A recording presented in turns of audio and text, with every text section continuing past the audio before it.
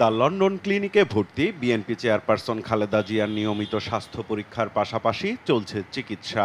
পরিবারের সদস্যদের সহচার্য ও চিকিৎসকদের নিবিড় তত্ত্বাবধানে শারীরিক অবস্থার দিন দিন উন্নত হচ্ছে তিনবারের সাবেক প্রধানমন্ত্রী খালেদা জিয়ার। প্রফেসর প্যাট্রিক কেড উনি এসেছিলেন, উনি ওনাকে দেখেছেন, ফিজিওথেরাপি যেটা দেওয়া হয় সেটা ওনারা দিয়েছেন এবং পরবর্তীতে উনি ফিজিওথেরাপি নেওয়ার পর মোটামুটি উনি ভালো আছেন। এবং আমাদের যে দলের ভারপ্রাপ্ত চেয়ারম্যান জনাব তারেক রহমান সাহেব, ওনার সহধর্মিণী ডাক্তার জুবাইদা রহমান, ওনারাও এসেছেন। এখন উনি একটু রেস্ট নিচ্ছেন এবং বলা যায় যে শারীরিকভাবে আলহামদুলিল্লাহ উনি স্টেবল আছেন। বিএনপি চেয়ারপারসন খালেদা জিয়ার শারীরিক অবস্থার খোঁজ খবর রাখছেন দলটির লন্ডনের স্থানীয় নেতাকর্মীরাও।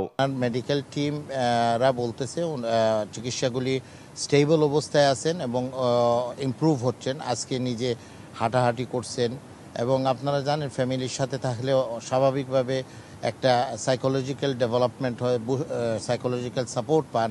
চিকিৎসার সার্বক্ষণিক খোঁজ খবর নেয়ার পাশাপাশি নিয়মিত মায়ের জন্য বাসায় রান্না করা খাবার হাসপাতালে নিয়ে আসছেন বিএনপির ভারপ্রাপ্ত চেয়ারম্যান তারেক রহমান। সার্বক্ষণিক সঙ্গী হিসেবে রয়েছেন স্ত্রী ডাক্তার জুবাইদা রহমানও।